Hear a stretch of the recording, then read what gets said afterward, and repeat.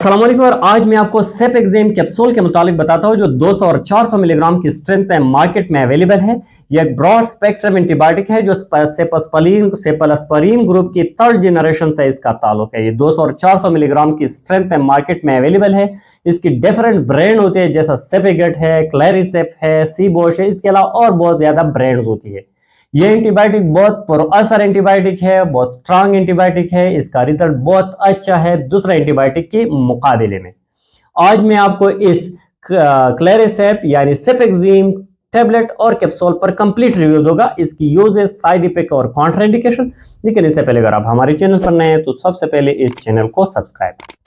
अगर इस कैप्सूल की यूजेस को देखा जाए तो ये बैक्टीरियल इन्फेक्शन को ठीक करने के लिए दिया जाता है। जिधर भी आपकी बॉडी में बैक्टीरियल इन्फेक्शन होती है, जैसे अगर आपकी साइनस में कोई बैक्टीरियल इन्फेक्शन होती है, नोज में कोई इन्फेक्शन होती है, साइनोसाइटिस होती है, गले में कोई इन्फेक्शन होती है, टॉन्सिलाइटिस होती है, फेरेंजाइटिस होती है, जब गले में कोई बैक्टीरियल इन्फेक्शन होती है, जब टॉन्सिलाइटिस होती है, तो इसकी वजह से इंसान की जो बुखार होती है, टेम्परेचर चढ़ जाती है, बुखार आती है, तो इन मसले को ठीक करने के लिए आप इस एंटीबायोटिक का इस्तेमाल कर सकते हैं। चेस्ट में जब इन्फेक्शन होती है, लंग में इन्फेक्शन होती है, ब्रोंकाइटिस होती है, नमूनिया होती है, खांसी होती है, खुश्क खांसी होती है, बलगमी खांसी होती है, जो बैक्टीरियल इन्फेक्शन की वजह से चेस्ट में जो इन्फेक्शन होती है, इन मसले को, लंग के इन्फेक्शन को ठीक करने के लिए आप इसका इस्तेमाल कर सकते हैं। स्किन एंड सॉफ्ट टिश्यू में जो इन्फेक्शन होती है, ऐसा पिंपल्स और दाने स्किन में निकलती है जिससे पस आती है, तो इन अनकम्प्लिकेटेड इस कॉम्प्लिकेटेड बैक्टीरियल इन्फेक्शन जो स्किन में होती है, इनको ठीक करने के लिए दिया जाता है। बोन एंड जॉइंट में जो इन्फेक्शन होती है, इनको ठीक करने के लिए दिया जाता है। ईयर्स में जो इन्फेक्शन होती है, जिसे हमें ओटाइटिस मीडिया कहते हैं, जिसे खांस से पस आती है, तो इन मसले को ठीक करने के लिए भी आप इसका इस्तेमाल कर सकते हैं।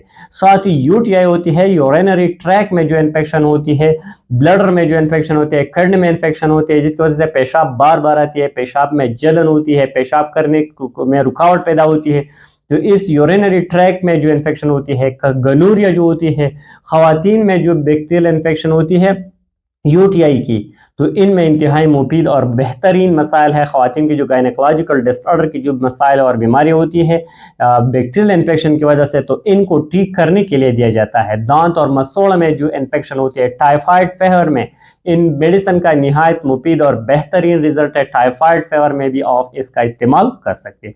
इट मीन एक strong, powerful, broad spectrum antibiotic है। हर किस्म बैक्टीरियल इन्फेक्शन को ठीक करने के लिए आप इसका इस्तेमाल कर सकते हैं। इसका डोज भी बिल्कुल ईजी है क्योंकि दिन में एक दफ़ा इस्तेमाल करना रहा है, और साइड इफेक्ट दूसरे एंटीबायोटिक के मुकाबले में भी बहुत कम है इस एंटीबायोटिक। अगर इस मेडिसिन की साइड इफेक्ट को देखा जाए तो इसके इस्तेमाल से डायरिया हो सकती है, साथ ही इसके इस्तेमाल से नाजिया हो सकती है, वॉमिटिंग हो सकती है, एब्डोमिनल फैन हो सकती है इस मेडिसिन की इस्तेमाल से। लेकिन रेयर केसेस में इसकी इतनी ज़्यादा साइड इफेक्ट नहीं। अगर इसकी प्रिकॉशन को देखा जाए तो ये मेडिसिन प्रेगनेंसी में सेफ है, और वो बच्चे जो छोटे बच्चे हैं वो भी इसका इस्तेमाल कर सकते हैं। न्यू बॉर्न बेबी से लेकर एडल्ट तक तमाम लोग इसका इस्तेमाल कर सकते हैं। बच्चों के लिए जो सिरप और ड्रॉप की फॉर्म में मार्केट में अवेलेबल है। लेकिन प्रेगनेंसी में जो फर्स्ट ट्राइमेस्टर होती है, इसमें ज़्यादा से ज़्यादा मेडिसिन का इस्तेमाल नहीं करना चाहिए। अगर ज़रूरत भी है तो डॉक्टर से मशवरा निहायत ज़रूरी है। ये लोग इसका इस्तेमाल नहीं कर सकते जो इस मेडिसिन से, एंटीबायोटिक से या फेंसिलिन ग्रुप से एलर्जिक है, तो इनको इस मेडिसिन नहीं देना चाहिए।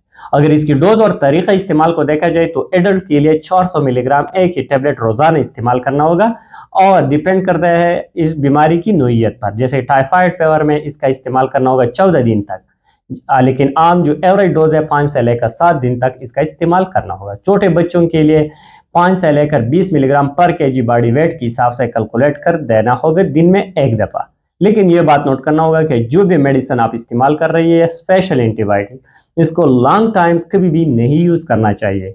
सिर्फ डॉक्टर के मशवरा के साथ इस्तेमाल करना होगा, सेल्फ प्रेस्क्रिप्शन इसकी नहीं करना चाहिए। Thank you for watching.